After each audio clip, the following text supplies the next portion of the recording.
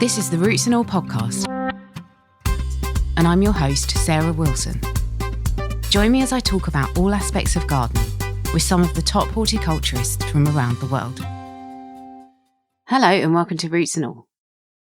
This week my guest is Julian Ives, founder of Dragonfli Limited, a company specialising in taking biological controls, which have been more commonly used in professional growing environments, and bringing them to home gardeners. We talk about why these controls might be suitable for helping you manage your own garden, how and when you can apply them, and why they might provide a useful long-term solution for those looking to avoid chemical deterrents. So biological pest control is basically the use of natural organisms to control insect pests. So that is normally defined as, well, certainly when we're working in horticulture, as using predators, parasites, and nematodes are the three common forms of biological control used in horticulture. And obviously you've written a book about them, and I'm guessing there must be a fair few advantages to using them over traditional methods. I thought perhaps it would be good if you could just point out what some of the advantages actually are. As you say, that they are numerous, the advantages using biological control, but I think the two main ones I like to focus on are, firstly, it's a natural process. So all these insects and organisms occur naturally in nature. We don't sort of genetically modify anything. They're all out there in nature naturally. We're just tending to use them possibly in slightly larger numbers than they would do in nature. So this is a natural process. And one of the advantages of that natural process is the target insect basically has no way of defending itself. So the insect can't defend itself against being eaten or parasitized, whatever the mode of action is that the biocontrol uses. So they're very effective and they're very natural, and they provide a natural alternative to the use of insecticides. And that's the other big plus of biological control, that it provides an alternative to the use of synthetic insecticides. So insecticides are generally, not all of them, but generally man-made ingredients, and they're very bad for the environment.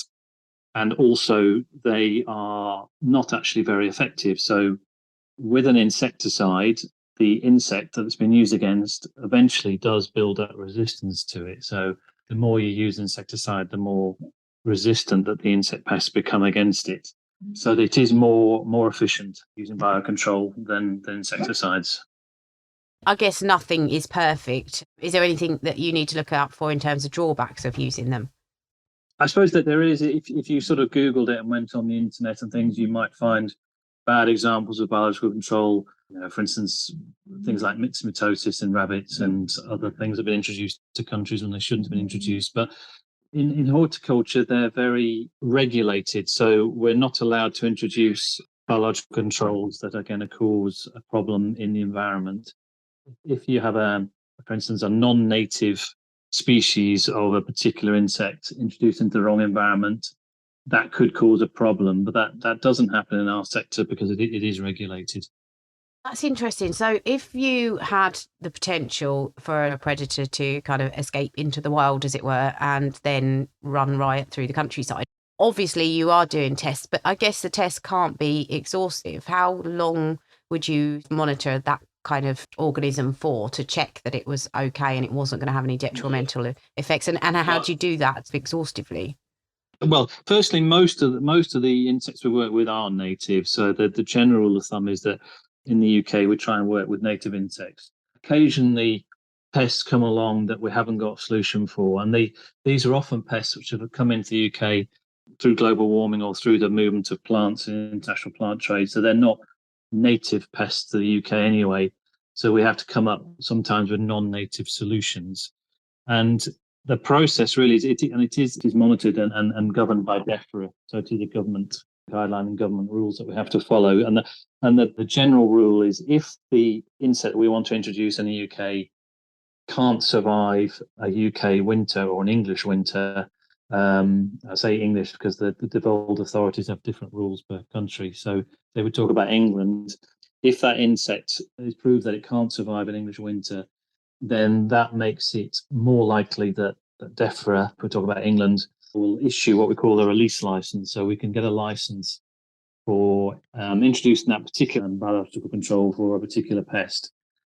And it's normally issued just for controlled environments. So it's areas like glass houses, where there is a control over the release anyway, because it's a confined environment.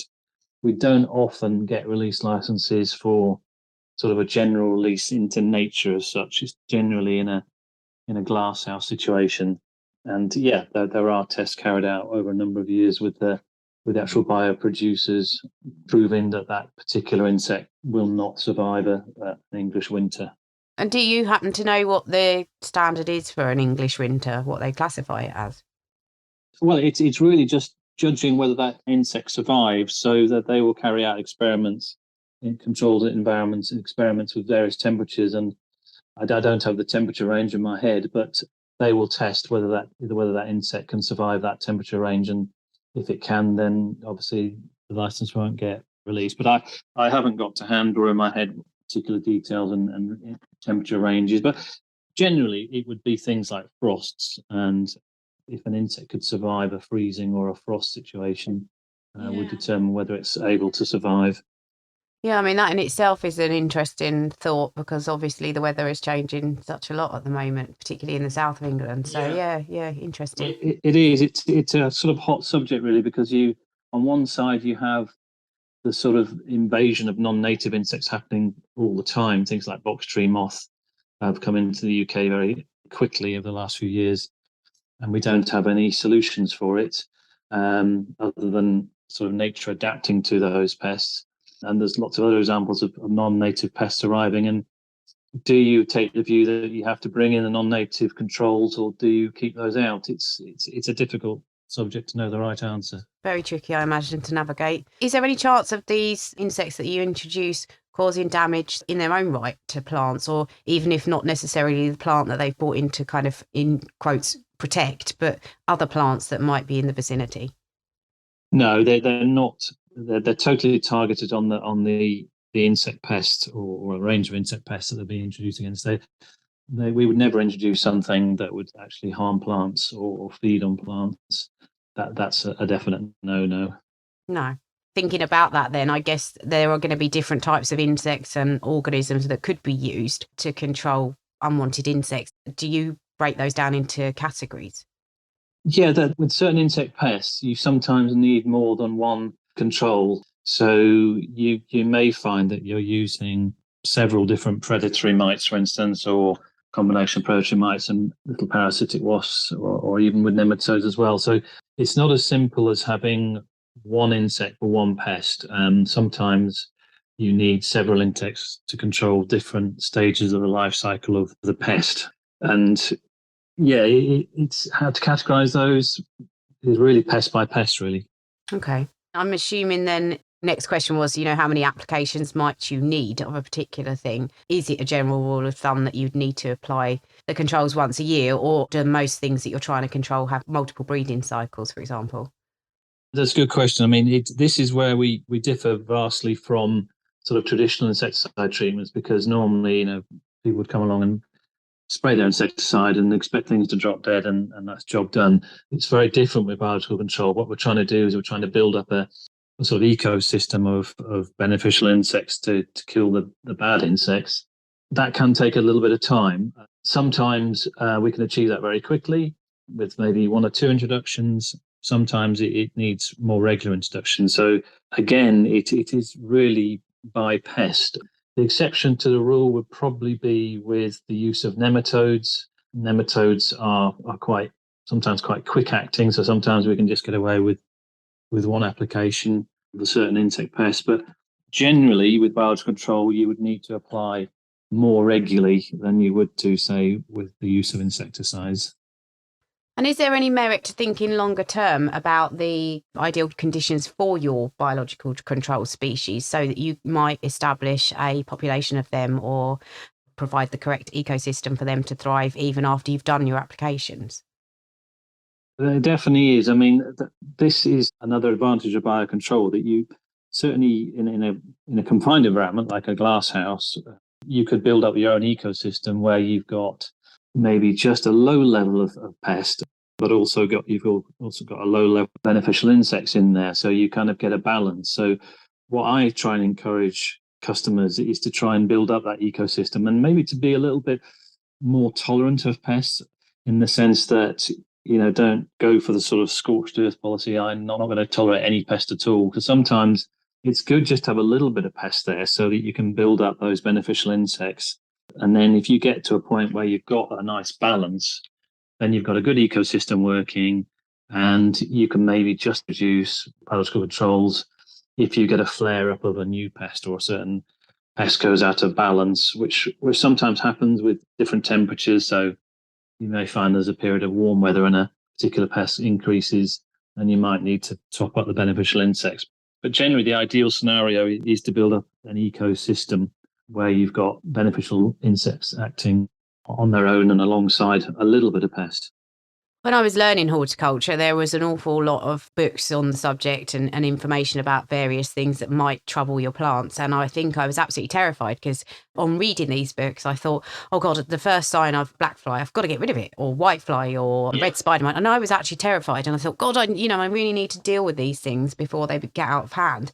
And then as I became more relaxed and more experienced as a gardener, I realised that actually a lot of things don't get out of hand and they don't have long-term detrimental effects on your plants. And especially as a kind of domestic grower, there's lots of things that I can let go and that I know that they will sort themselves out, or they, as you say, there'll be a problem one year, maybe not so much the next year. But are there any pests that you really can't ignore to any degree that you just think actually you need to get a hold of that, because otherwise it is going to cause you a very big problem? Certain pests are very, very fast breeding. For instance, if you get aphids in the summer months, they do need acting upon very quickly because they reproduce so rapidly that you need to take action very quickly to try and bring the population down, particularly when we're using beneficial insects, because they need a little bit of time to build up.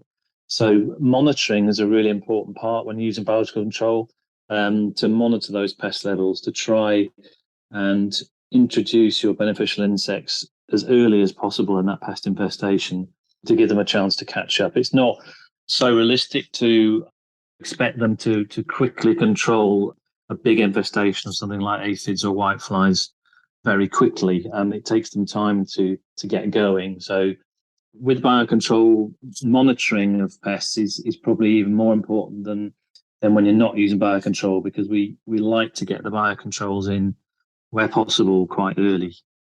I mean, I think I've always been scared to cause any harm to, well, most things, well, actually all things I leave alone, but I understand not everyone's as laid back as me. But I did wonder how targeted are the controls? And I'm thinking about things, for example, like nematodes that target caterpillars. Can they also harm caterpillars of good species? Yeah, it's a difficult one to answer that, because in theory, yes, they could. But certainly with nematodes, they tend to die back very quickly. The population dies back very rapidly. So these nematodes are all in nature anyway. So we're not introducing something that's not there anyway. All we're doing is putting a quite high number in at a certain time to quickly bring down that particular pest.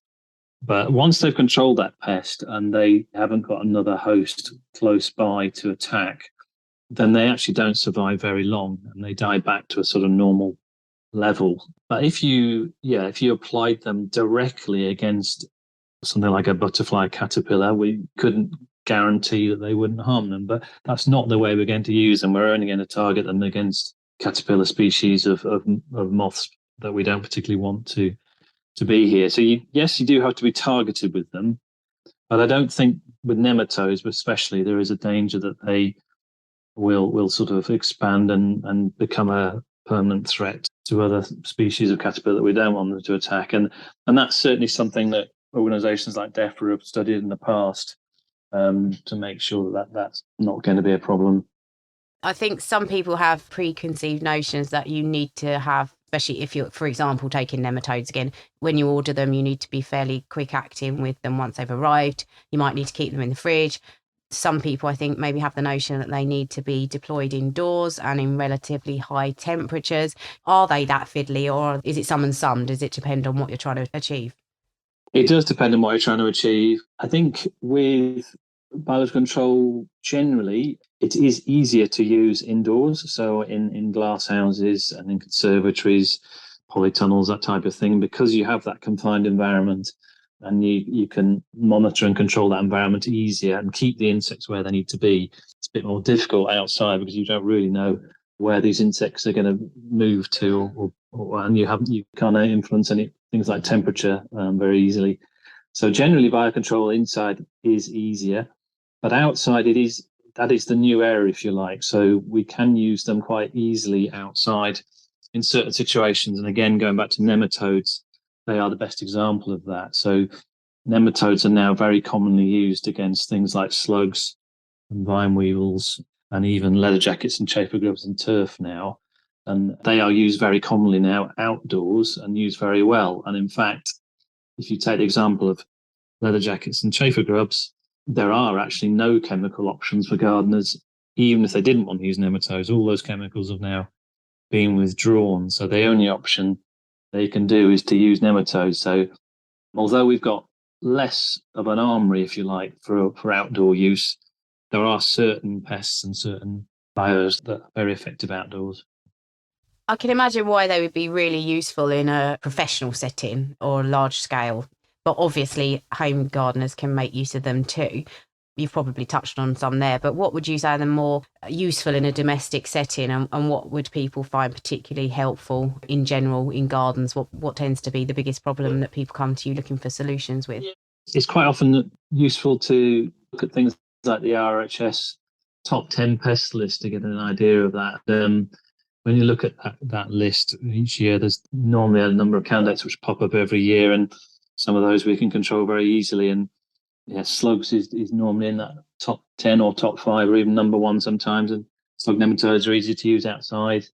Vine weevil is a very destructive pest for most gardeners, whether it's indoors or outdoors. And nematodes are very good against the larvae of vine weevil. So that's an easy one. And both those pests, slugs and vine weevils, are very common to most domestic gardens. So those two in particular, but also we have had a development recently which is very relevant for domestic, if you like. We've now got a biological control for clothes moth eggs. So we're even moving into a kind of different area now. So a bit similar to the chemical situation for gardeners. A few years ago, the old sort of mothball things you used to put in your wardrobes were a chemical base, and they've now all gone. They're now illegal. So there was a problem with clothes moths. So we now got a biocontrol for clothes moth eggs indoors, which is a massive new development for the domestic market. So yeah, you're right to say these things are used widely in professional and commercial horticulture, but the uses of them in sort of domestic situations is increasing all the time. And are they a cost-effective solution? I mean, I don't know how they compare with more traditional methods, but do they work out expensive? I think you would have to say probably they are a little bit more expensive than a traditional solution. And that's probably because you have to probably apply them more often than you would do, sort of, say, a traditional insecticide. But I would argue that they're more effective. So actually, if you looked at it in terms of effectiveness, I don't think the cost is more. But if you just compared the cost of a sort of bug gun to a pack of nematodes, you'd probably find the nematodes did look more expensive. It's interesting is what you said about the kind of future of the whole industry, because I, speaking personally, tend to treat things if they become a problem. And I'm thinking more things like fleas on dogs and cats. I would only treat that if they kind of turn up, and I don't treat in a preventative manner. So it sounds like a really interesting industry. And the reason I'm thinking of fleas is because I've just read a Dave Goulson book where he said, and I hope I'm not misquoting him, but 1 dose of monthly flea treatment for an average sized dog has enough insecticide to kill 60 million bees. So when you think about that indiscriminate use of chemicals that can kind of escape into the wider landscape, then what you're doing is actually very, very important work. Are there any developments in the industry that you're particularly interested in and excited about, and you think people should really be getting invested in this as the way forward? We've seen a huge growth and interest in the use of biocontrols over the last certainly in commercial horticulture over the last 30 years, but for the domestic gardener, probably over the last 5 to 10 years, has been an appetite from gardeners to use these type of products. And I think it's driven by two things. It's the lack of choice that they've got in terms of insecticides, but also the environmental issues. Gardeners want to be environmentally friendly. So our products suit that very well. It's difficult to say what I'm excited about because there's so much going on in biocontrol all the time. It's a sort of moving feast, if you like. But I think one of the ones I'm particularly excited about at the moment is the one I've just mentioned, although it's not horticulture. It's the closed moth egg one. It's the what Dragonfli wants to do. The company I work for is we're trying to provide sort of natural solutions for anywhere people are spending their leisure time. So that could be in the garden, that could be in their house, it could be playing sport on a sports field. We don't want them to come into contact with nasty chemicals. So we're trying to provide biological solutions and safe solutions for anywhere people are spending their time, really. Thank you very much to Julian for such a useful overview of this topic, and thank you, as always, to you for listening. Dr. Ian Bedford is here to play us out now. If you like Ian's segment, and some of you have been kind enough to message and let me know that you do, I wonder if you could let him know.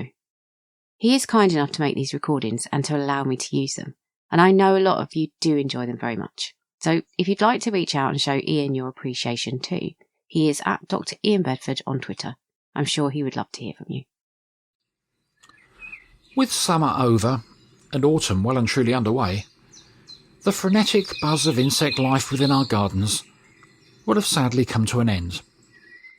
With the social insects closing down their nests and the solitary species having reached the part of their life cycle in which they try and survive through the often bleak winter months that lie ahead. And this includes all of our resident butterfly species, some of which will overwinter as eggs, some as caterpillars, and a few as pupae, all hidden away amongst the plants, hopefully remaining undisturbed and protected from freezing winds and frosts until the following spring. But there's also just 4 of these butterfly species that will remain as adults throughout the winter: the peacock, the small tortoiseshell, the comma, and the brimstone. Although with our changing climate, this might soon include the migrant red admiral and clouded yellow as well. Overwintering as a dormant adult, though, is probably the riskiest stage for a butterfly, and unfortunately, many won't survive to fly again the following spring. Besides being found and eaten by insectivorous birds and rodents, the dormant butterflies will also perish if they run out of energy, having not found enough nectar during autumn. They might also have chosen an unsafe hideaway, such as a log pile destined for a wood burner, or a shed containing dormant spiders that they can't escape from in the spring. Many butterflies will also die if they've settled in our homes, which often remain too warm for them to fully hibernate. But by knowing the different ways that our resident butterflies endure the winter months, we can definitely help to increase their chance of survival. Leaving the flower borders and hedges undisturbed until spring, for example, will certainly help protect any overwintering eggs, caterpillars and chrysalises, whilst growing plenty of late flowering plants such as Verbena bonariensis and sedum will allow the adult butterflies to top up their energy or nectar before they become dormant. Also, carefully releasing or relocating any that enter our homes during autumn, perhaps to an unheated shed or a garage, but remembering to help them escape from the spiders in the spring. You can download or listen to the podcast direct from the website rootsandall.co.uk. Please also check out my Patreon, where you can make a one-off donation or take out a monthly subscription to help support the podcast. Because if you enjoy the show, please help it continue. I also have a GoFundMe where you can make a one-off donation. Even a one-off donation of £1 helps, and I'll be really grateful for your support. So please go to Patreon or GoFundMe and search for Roots and All Podcast.